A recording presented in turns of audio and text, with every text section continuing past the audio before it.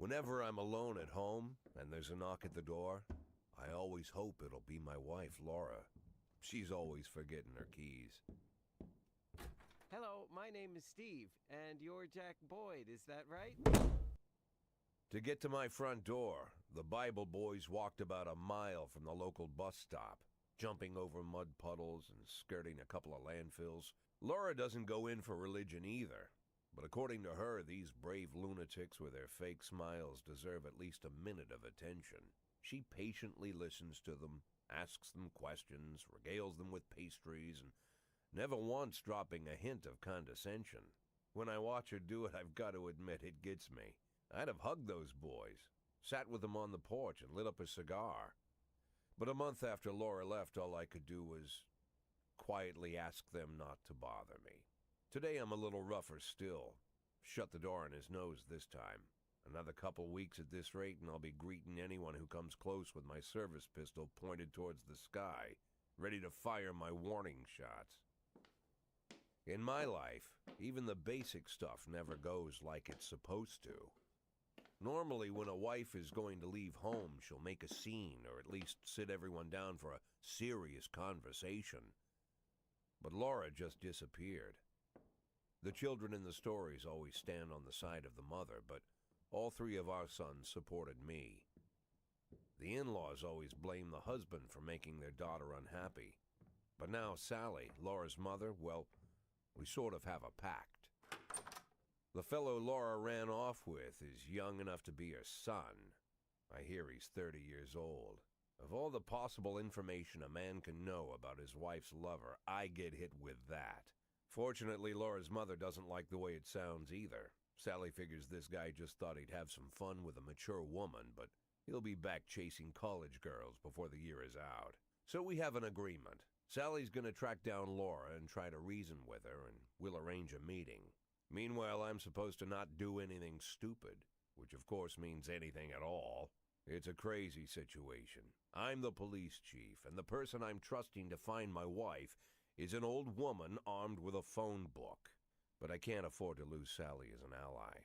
So for the moment, I had to swallow my pride.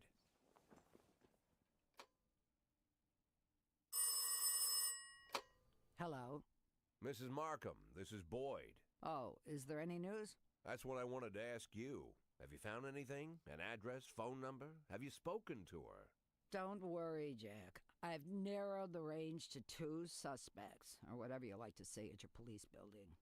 At my police building, we find people faster than a funny old woman chirping on the phone with my wife's girlfriends. Oh, you're an old man, Jack. Come to your senses. They'd give us straight odds on the street.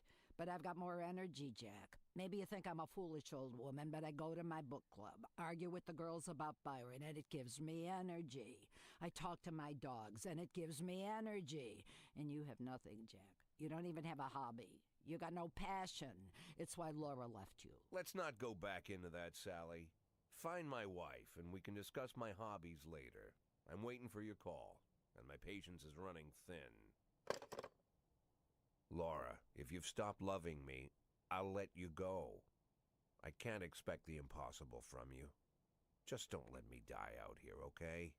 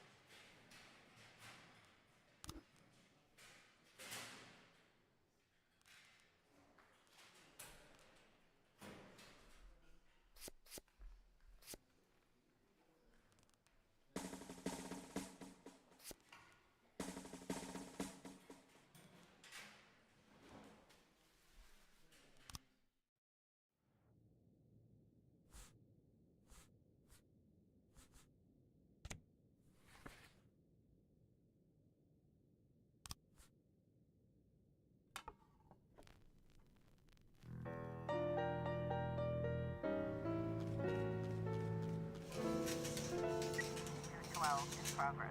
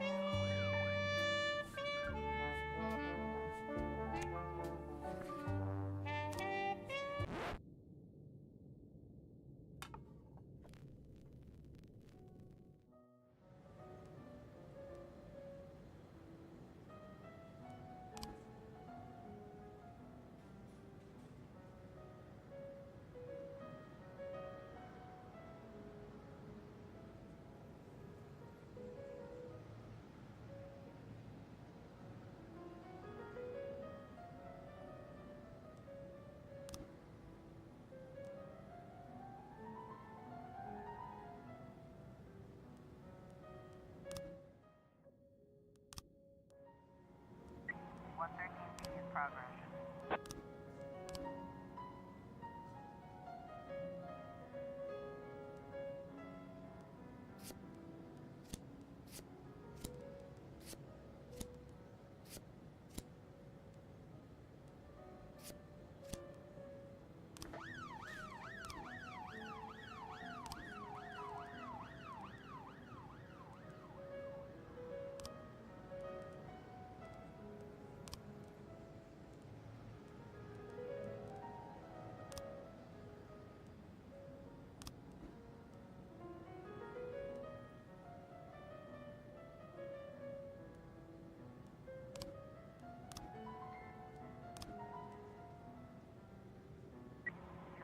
Complete.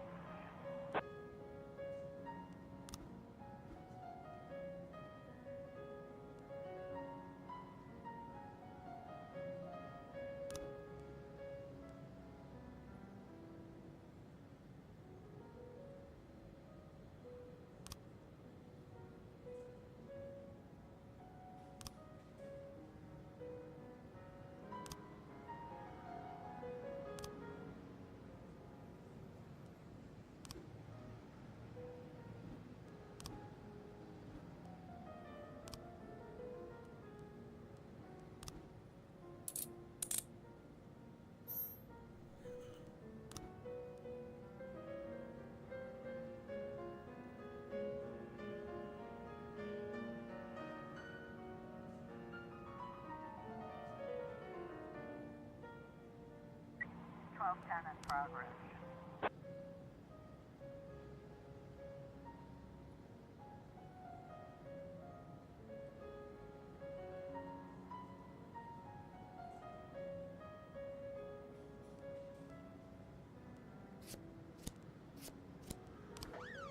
Looks like we have a situation here.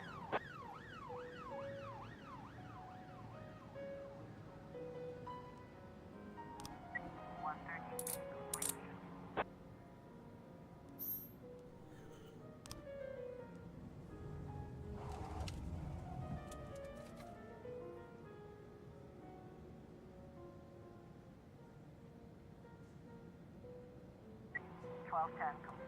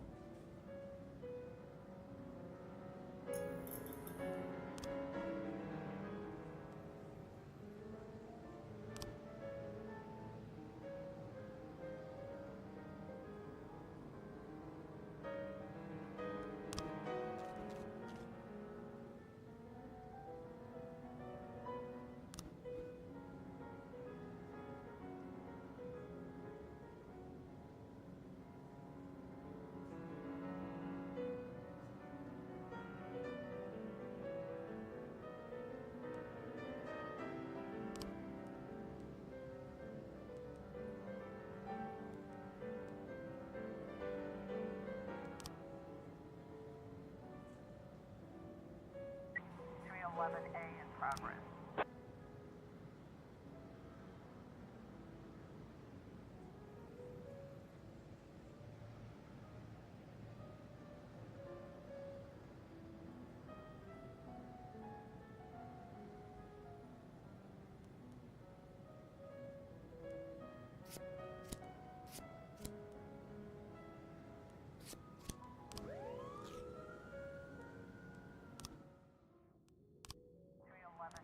Progress.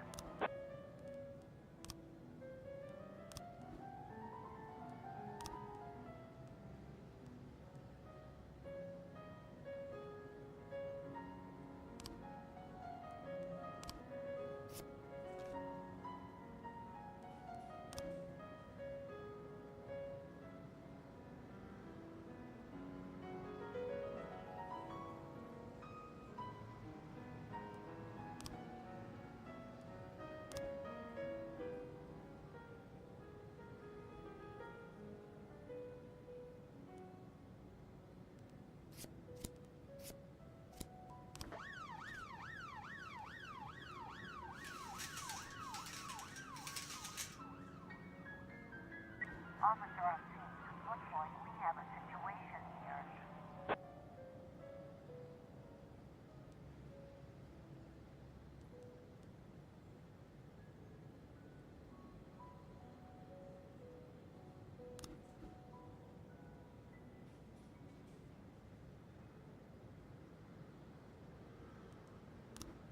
(311A) complete.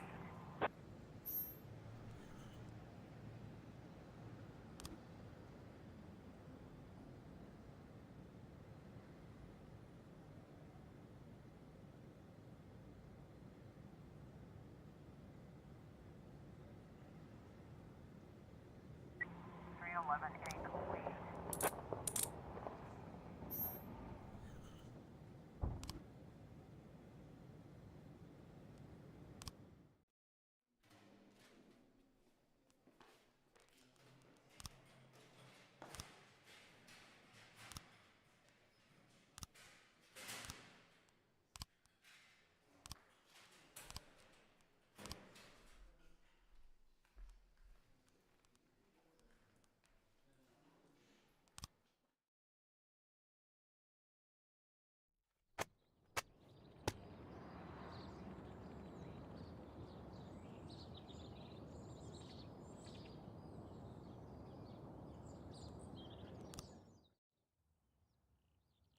Why would a man need a barn?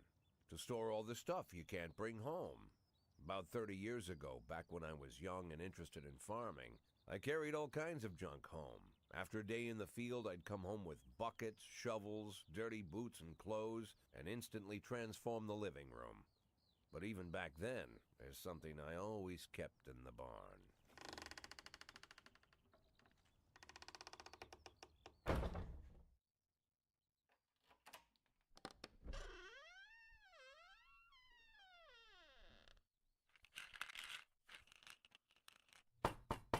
I stopped keeping my pills inside the house because every time I was about to take a triple, someone would knock on my bedroom door. Now they're knocking on my barn door. Well, fine. It's not every day that someone comes to visit your barn. In all the years we worked together, Kendrick never came to visit the house. We drank at bars, went fishing, went to the mountains, even chased off some poachers one time. But he never came for dinner with the family. We never watched football over here. And now he's brought his friends to visit my barn. I always try to look unsurprised, like it's an everyday thing to get visitors at the old barn, especially guests with their own personal bodyguards. But Kendrick is sharp enough to see he's caught me with my pants on backwards. Sorry for the surprise, Jack. We saw you from the car. Figured we'd find you in here. I'm going in for a minute, fellas. These guys will wait outside.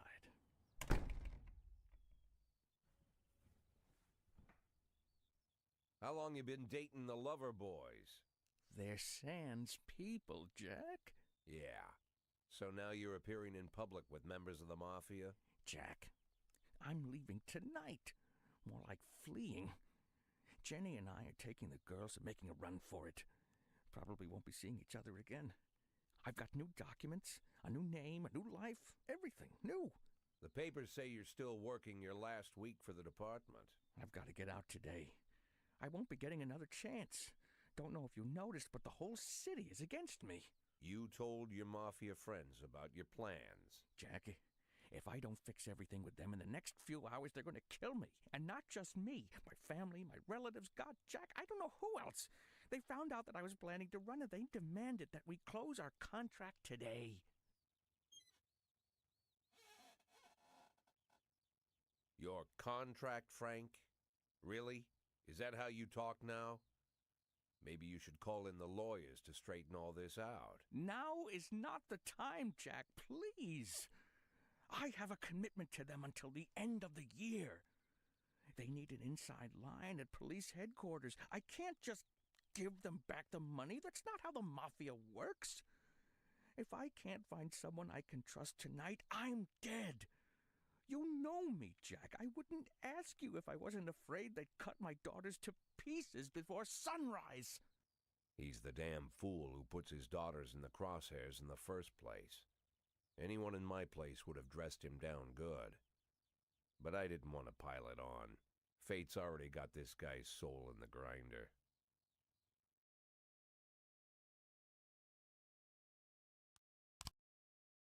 Give him my phone number and tell him it's done. Don't call me. Don't come to work today. I don't want to see or hear from you again. Time for you to go. Jack, Get the fuck out of my nice cozy barn, Frank.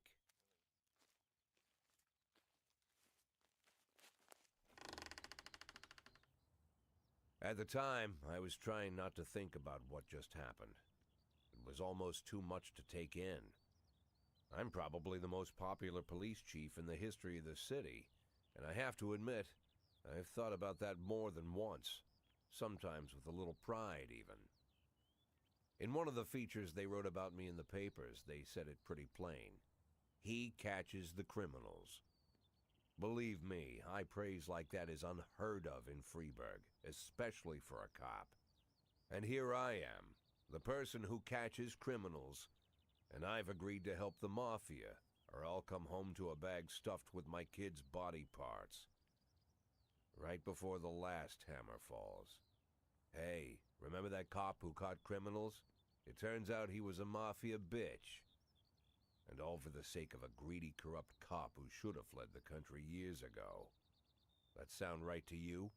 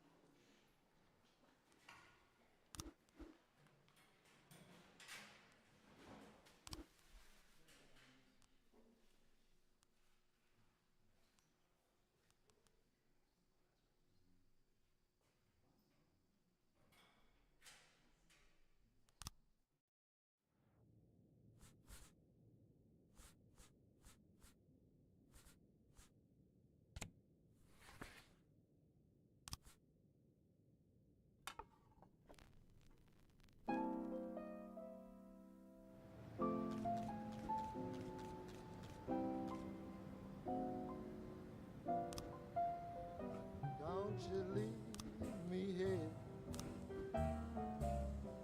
Don't you leave me here. If you must go, sweet mama, please leave a dime for beer. Rooster crow Contact in progress. and a hen ran around.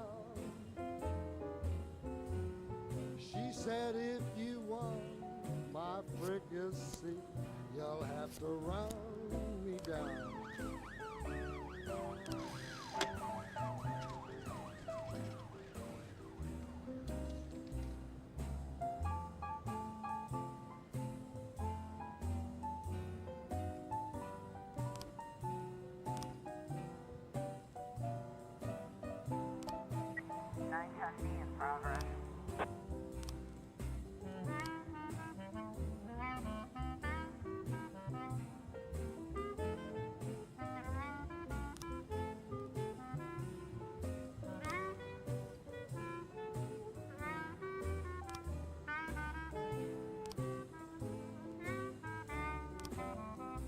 I'm Alabama bound.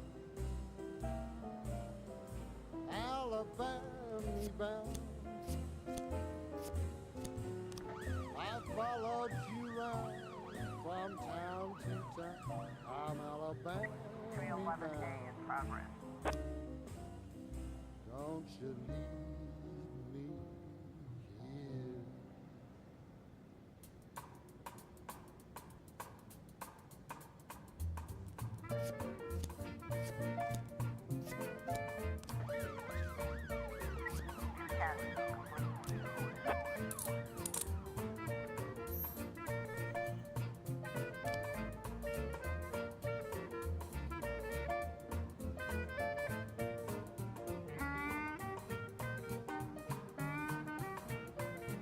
Looks like we have a situation here.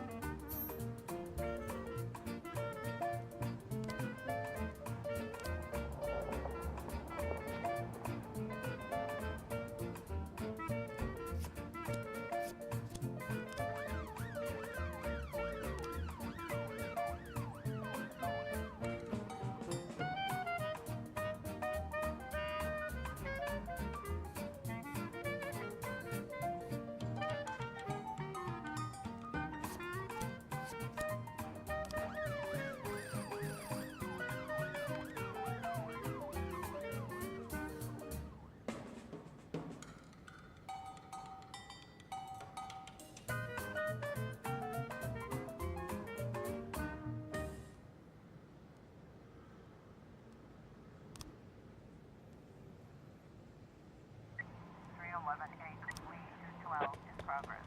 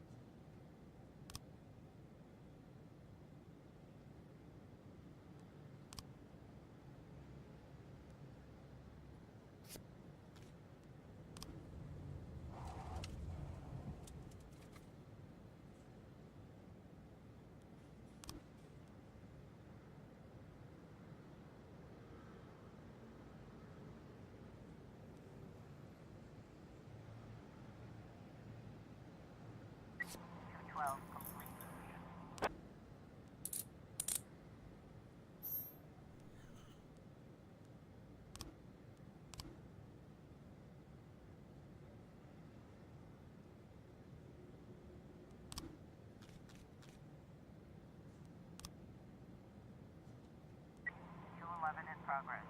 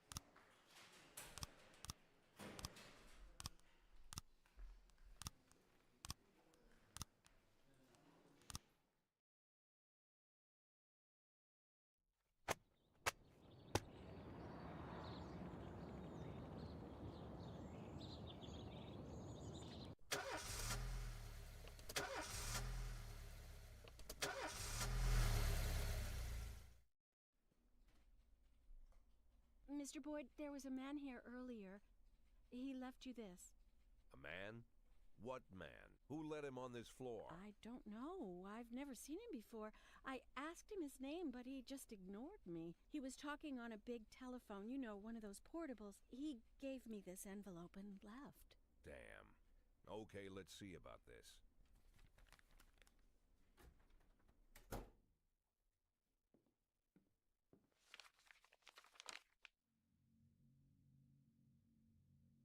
Of course, they could have shot them the second they took the photo, but I knew Kendrick and his family were all right. Either way, the message was not that they got out. It meant that I was in. My servitude to the Mafia had begun. I'd only been in my new position 5 seconds, and I already knew why Kendrick called it a contract. You sound doomed if you call it what it is. A curse. Boyd. Good morning, Jack. I believe you just received my message. Who am I speaking with? Oh, I'm sorry. I forget some people don't recognize my voice. But I assure you, Jack, if I was sitting right there in front of you, you'd have no trouble recognizing me. Like I was a member of your family. Even better than a wife, perhaps. A wife can betray you. No man is immune. I don't talk to people who don't tell me their names. Oh, Jack, don't be so childish. You're too old to run away from strangers. Yes, we both are. And in our old age, friendship becomes rare and all the more precious. But of course, we must work with new people and find out new names. So if you insist, Jack, let us formally meet. Hello, Jack Boyd. I'm Christopher Sand. Wonderful, Mr. Sand. And what is it you do for a living? Oh, you'll soon find out all about that. Well, you'll learn much more than a simple policeman could ever expect. You're a simple policeman no longer, Jack. Don't turn off your phone. You start today.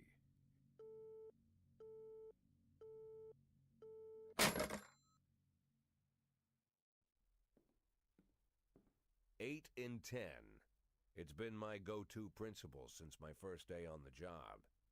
I've got to let my colleagues hush up what they need to, 2 out of 10 times, so that they'll help me with the remaining 8.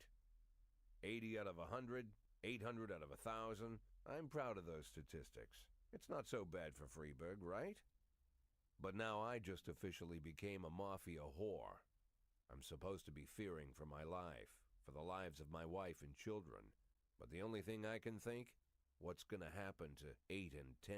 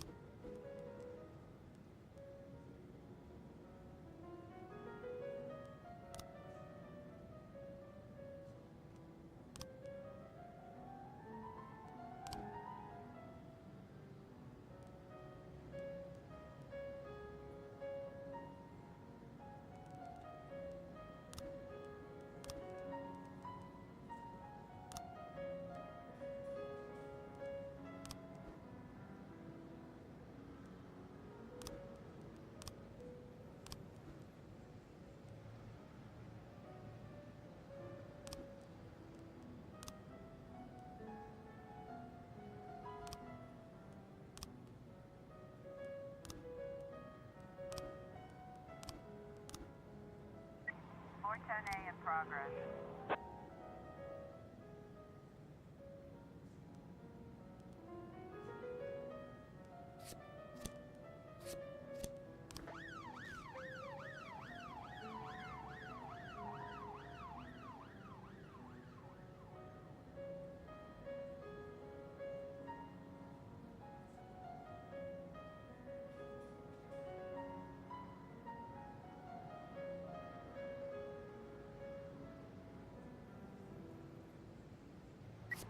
710A complete.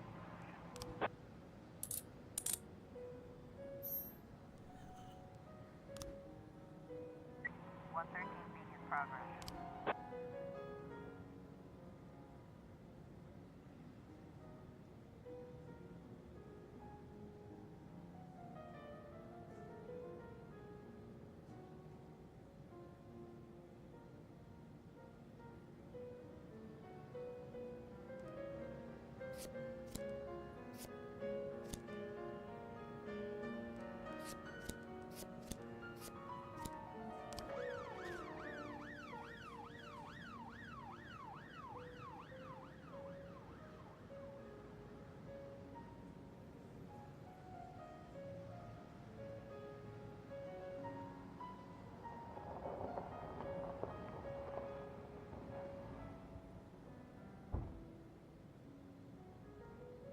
Officer on scene.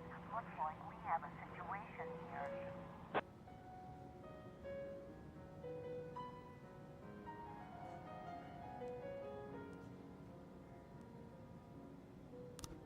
One thirty complete.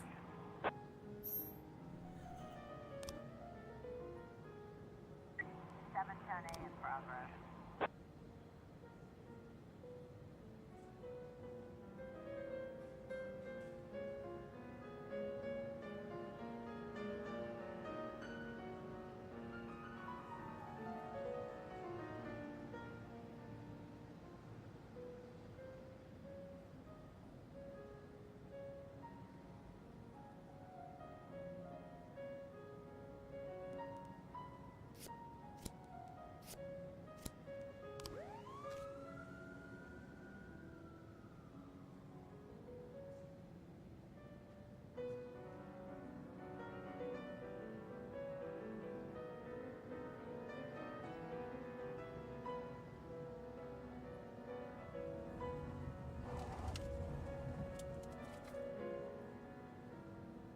Nine 11 in progress.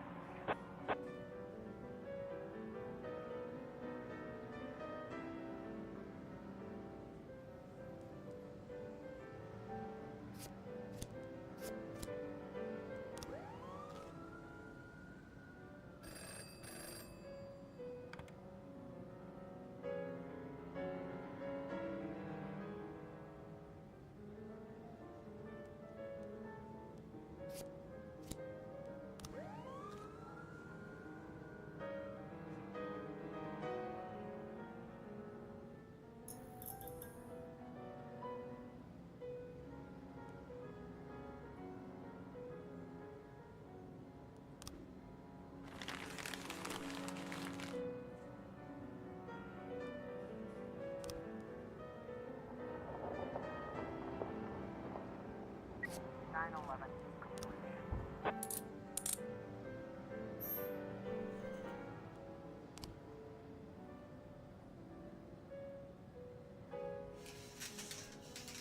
Point 12 in progress.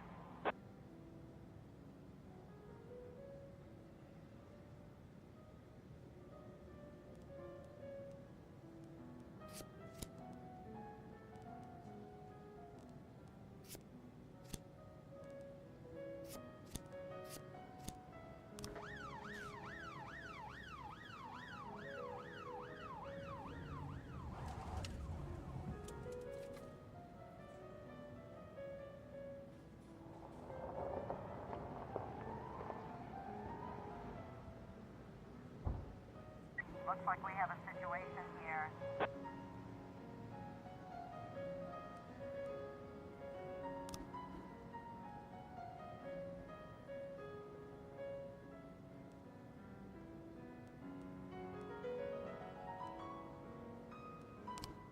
Four 12.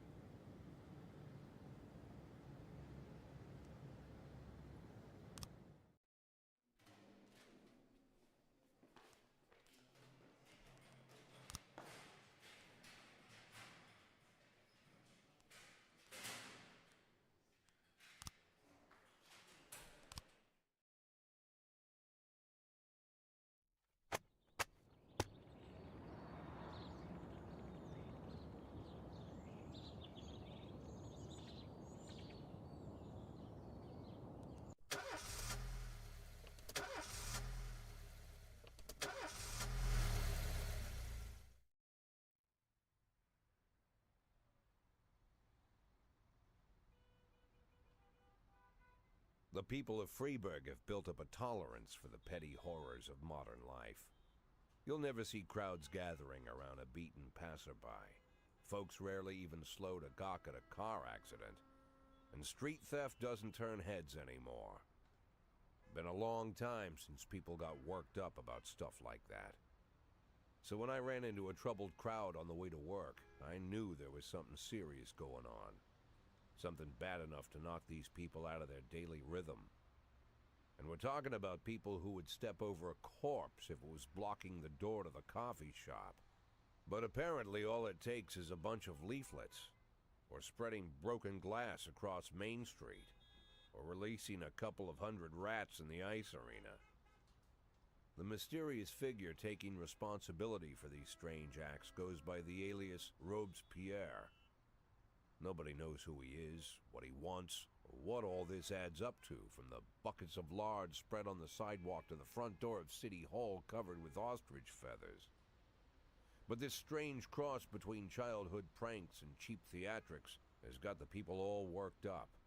Everyone understands when some Freeburg crook satisfies the basic human need to rob and kill. But when someone steals a lion from the local zoo and locks him in a cell below the courthouse, the people start asking questions. Myself, I kinda like this Robespierre. It's not just the pranks he's pulling or his green bull's head emblem. I just like his funny nickname. Robespierre? Really? Who does that make me? The Marquis de Lantenac? I don't think so. In the old books about revolutions, I fancy myself the old gunner who goes off to war with a bag of damp powder. Or maybe the innkeeper who tops up the beer kegs with mop water. It's something to think about.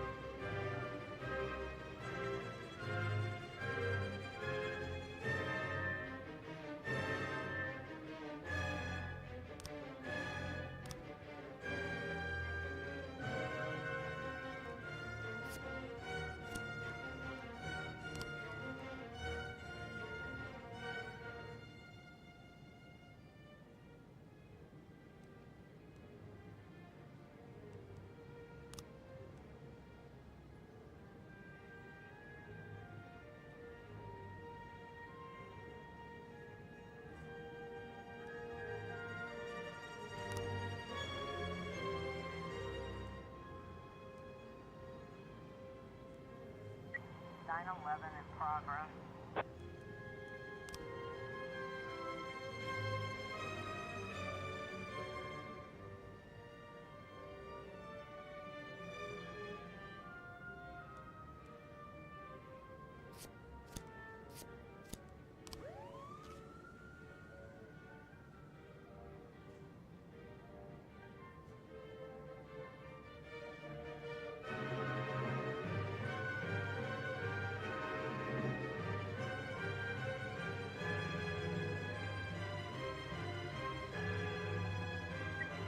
A in progress.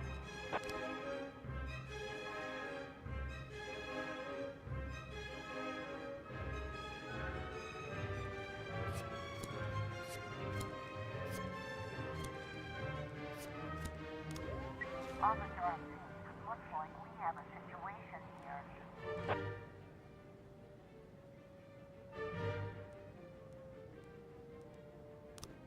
911.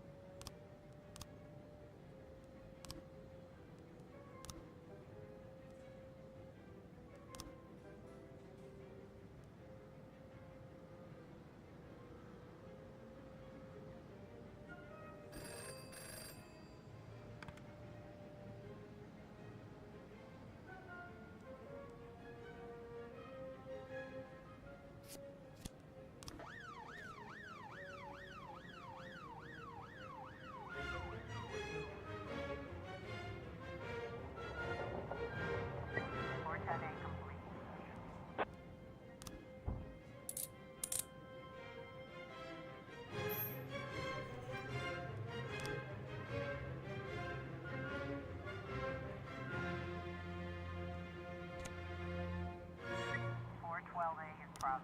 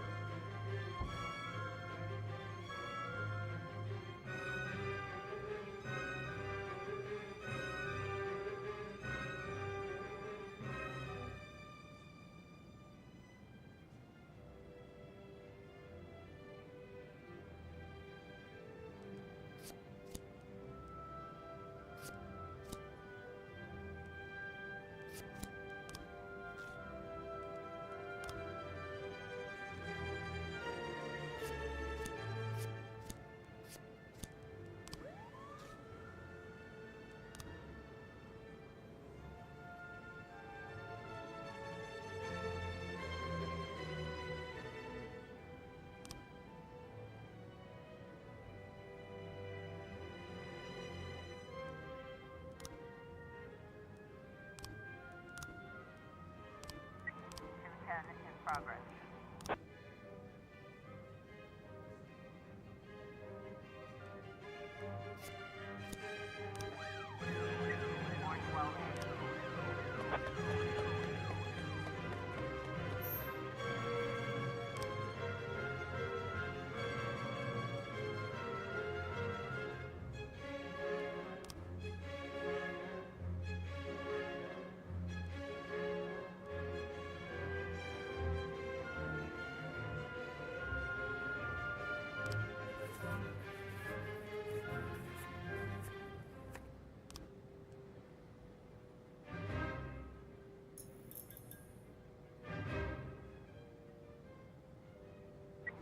Got a situation here.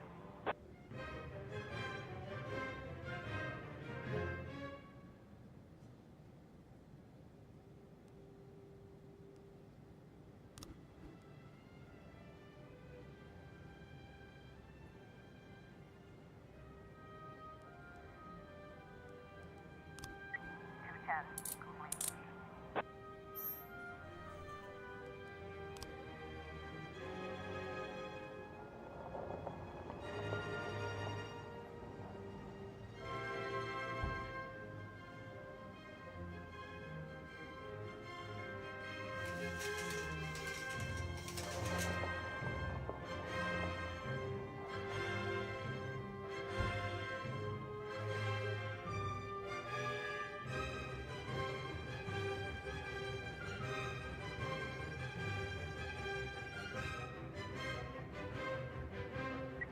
9/11 in progress.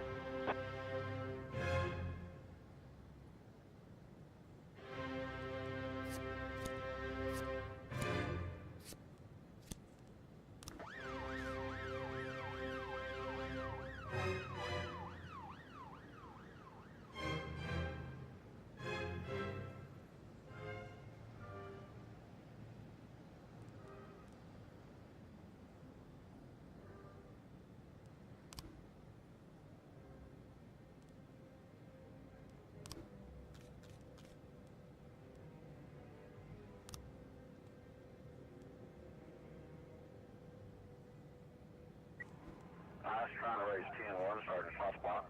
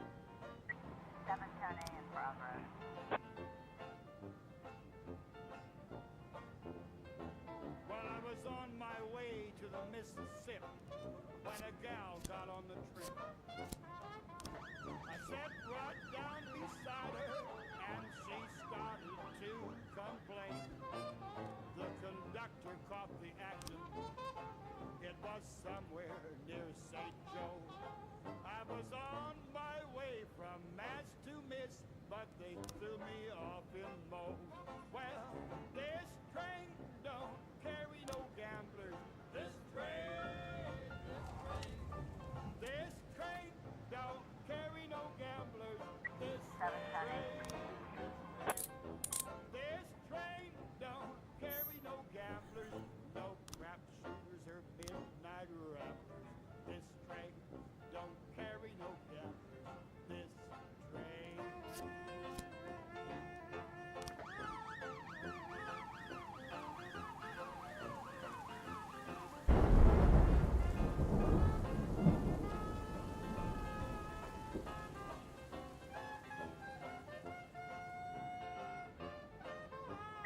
910B in progress.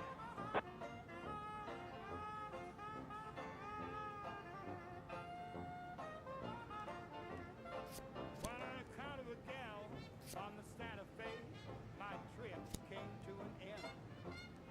I said, miss, on a lonely train like this, a guy could use a friend. Again came the conductor. Again I was cut off. He said, pal, I don't know where you got on, but I can tell you where you get off. Well, this train don't carry no gamblers. This train.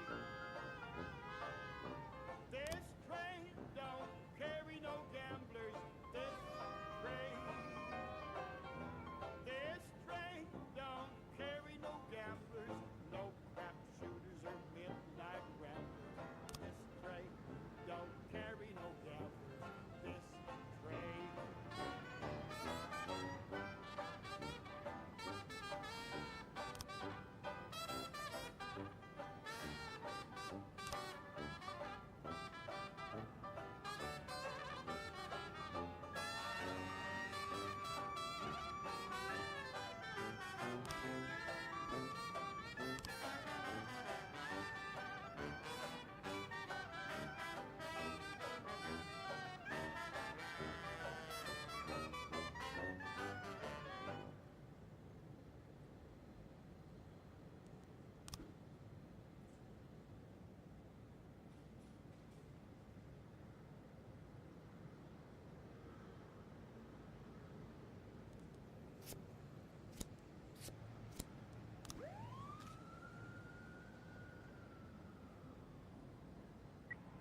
I was trying to raise 10-1, Sergeant Softball.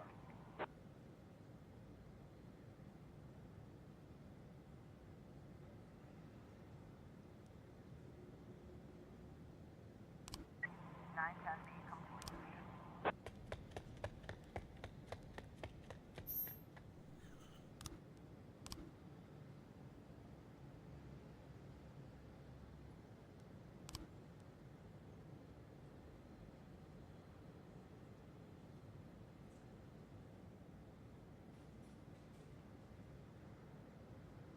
Twelve ten in progress.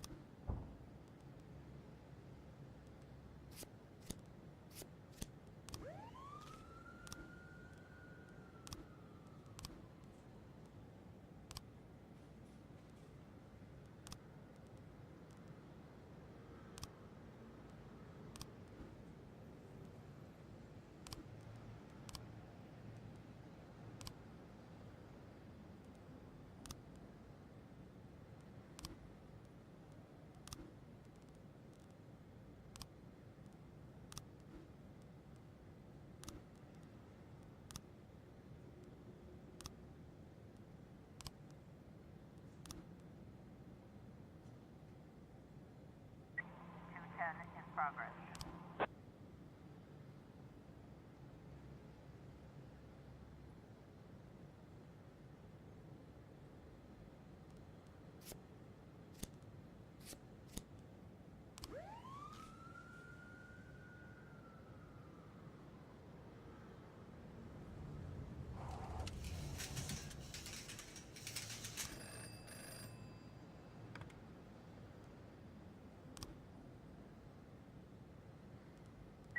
Officer on scene. Looks like we have a situation here.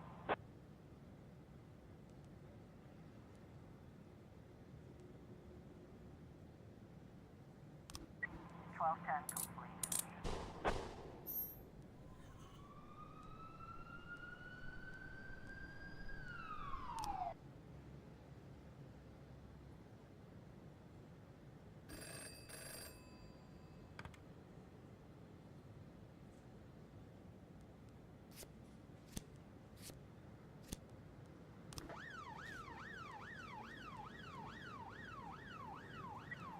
I was trying to raise 10-1, Sergeant Southpaw.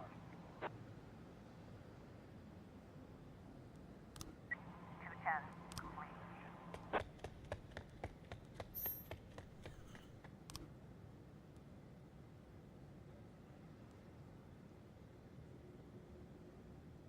Six 11 in progress.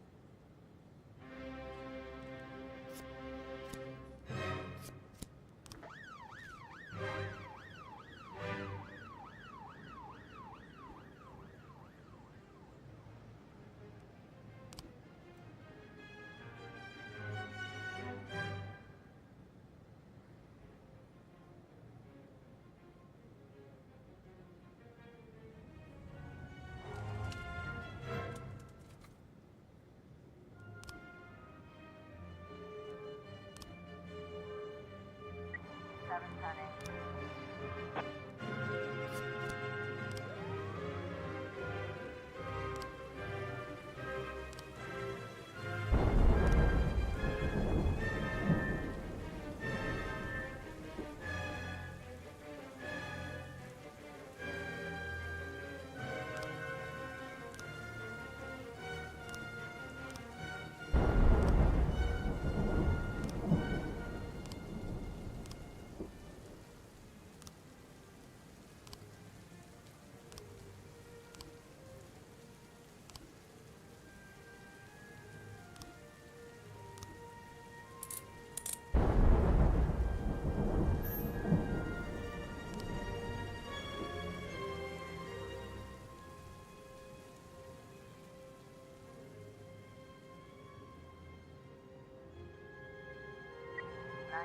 In progress.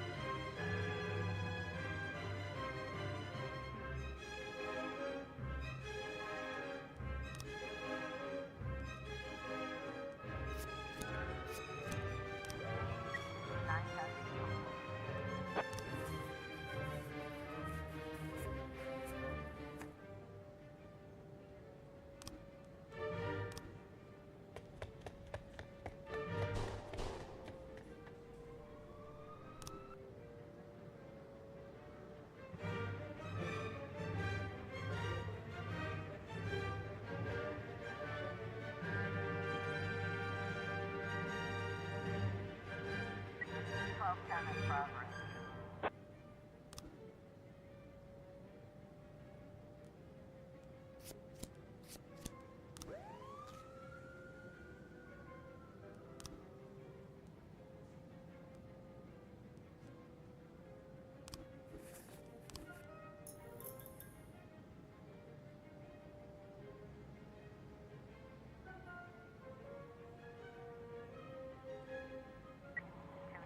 In progress.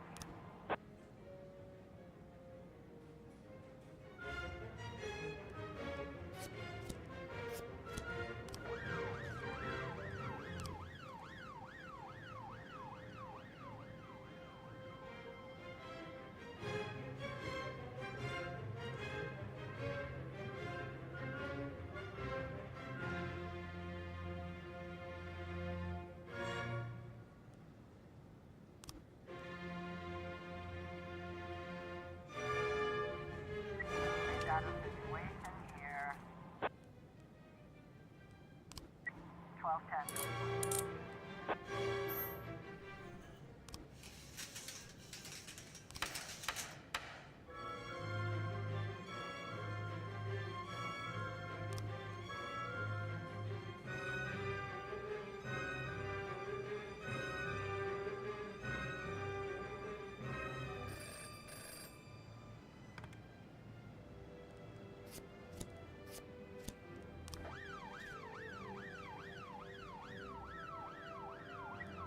I was trying to raise 10-1, Sergeant Southpaw.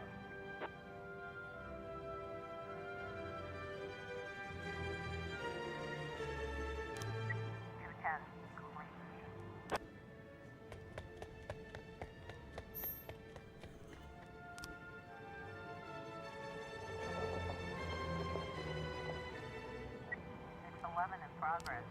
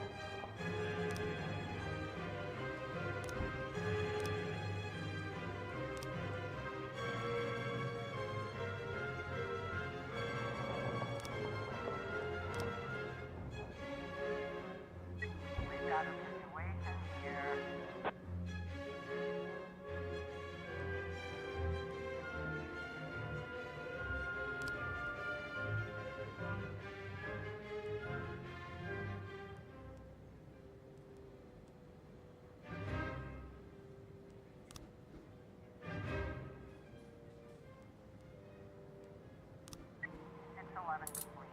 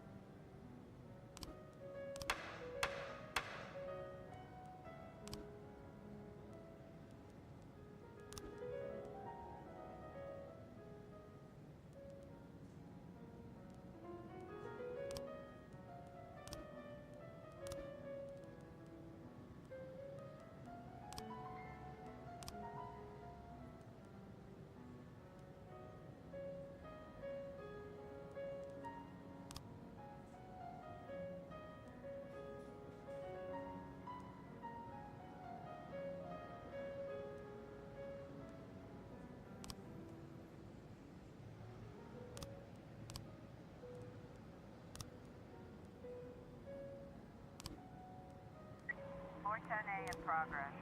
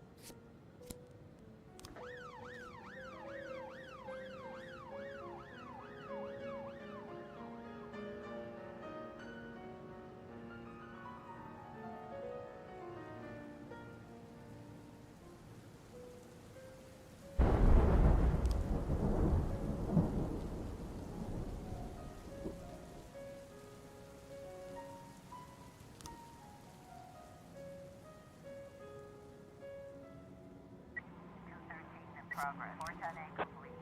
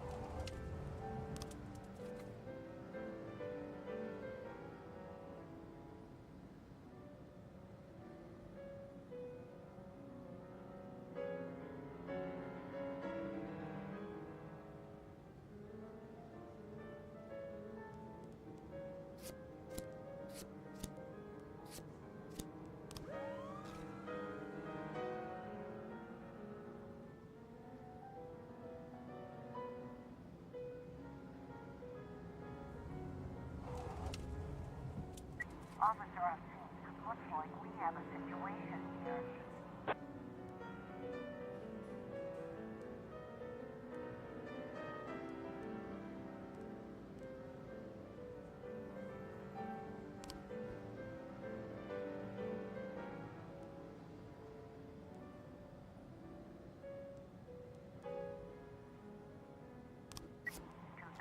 Complete.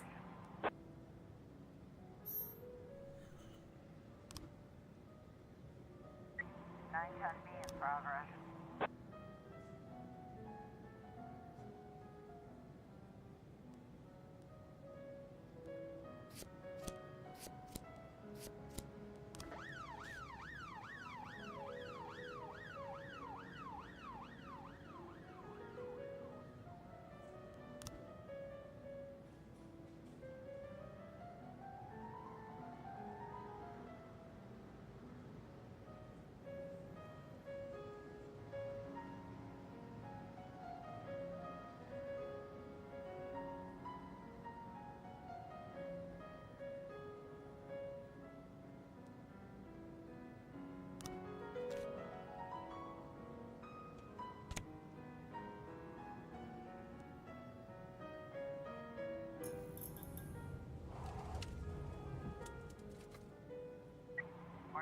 in progress.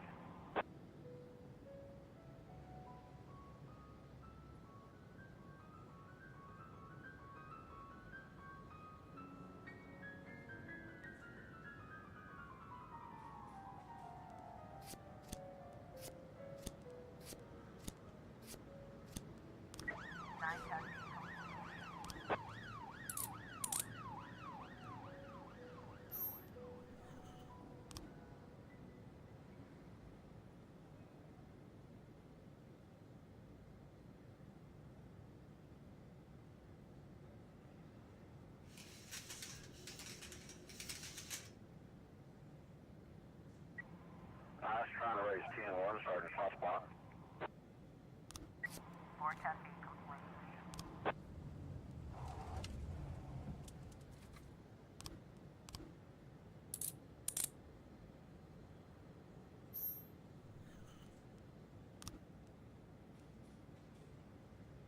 (412A) in progress.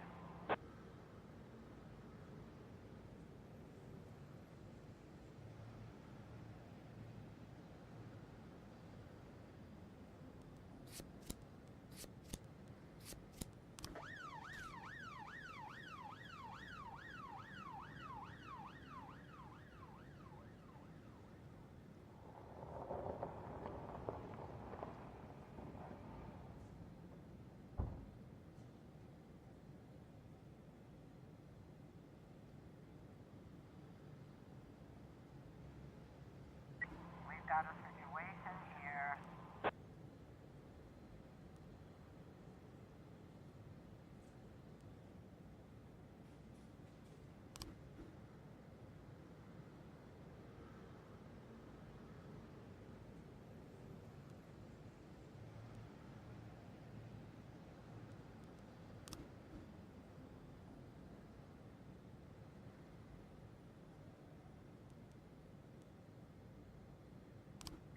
(412A) completion.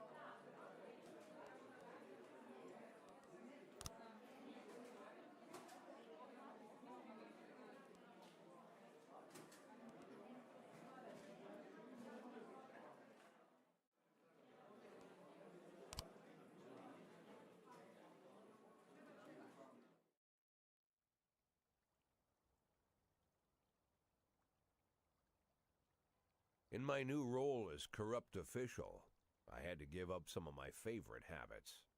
I couldn't turn off my phone when my head ached. Couldn't sleep till noon on Saturday and let the rest of HQ take up the slack. No more days off to go fishing. But my weekly visit to the old Colony Club was more like tradition. One night a week, I absorbed cigar smoke, the vague smell of alcohol, the stench of urine, all mixed with toxic levels of old drunken belches. Same picture it was 30 years ago. Tradition's gotta be honored. And to stay faithful to the tradition, you've got to respect the standard rituals.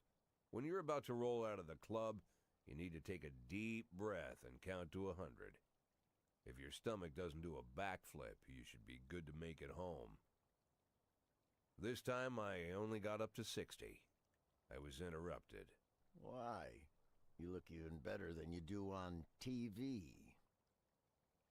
There's nothing more impolite than approaching people in the alley at the old Colony. This is the most private place in the city. All who enter here dirty their shoes with the most elite stream of vomit in Freeburg. This asphalt has been blessed by judges, lawyers, artists, businessmen, and all our politicians. Takes a lot of balls to crash the party. My head was a drunken haze, but I knew who he was. A cartoon gangster suit straight out of Dick Tracy. Fancy voice, fruit cologne, sassy strut. That's how the newspapers described Vikas Varga, rising star in Freeburg's criminal underworld. He appeared out of nowhere, and with the support of the local punks, Varga broke all the old rules of organized crime. He killed those who could not be killed, traded what could not be traded, and robbed those who could not be robbed. In just a single month, this man had gathered an incredible amount of power. He's been called everything from a clown to a madman to a criminal genius, and more often than not, he's called a low-class upstart short on ideas. But if Vargas was one of the old crime bosses, he'd have been cut into pieces and fed to the river. Look past this guy's arrogance, and there's something about him. The city is still deciding what to do with him. Meanwhile, he's burning down the houses of old city mobsters. Not the best time to talk, Mr. Varga. Well, you know my name. I'm flattered, although not very surprised, to be honest. I might be a little short on manners. Like they say in your fair city, with the right manners, you can go anywhere. Well, I don't want to go anywhere. I want to stay right here. Even the criminal world needs manners, Mr. Varga. And one of them is this. Don't interfere with a drunken cop who's trying to take a shit and puke at the same time. Oh, you exaggerate. But is Freeburg always so gentle with its officers? You've been a bit roughed up lately. I see you already know Freeburg quite well, Mr. Varga. Well, I love to learn and look around. But I do know that the inhabitants of this fair city should be friends, Jack. Maybe it's true I don't have the best manners. After all, it's only polite for friends to share their phone numbers.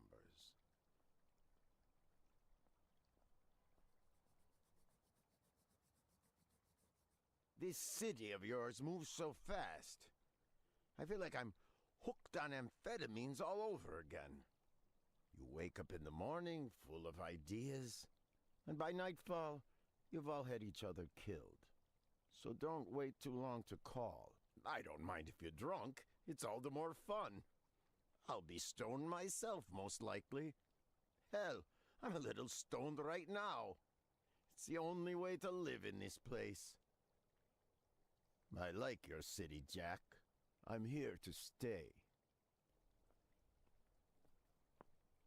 If it weren't for the phone number written on my arm, I probably wouldn't have remembered the conversation in the morning. But there was no reason to worry. I'd be getting a reminder soon.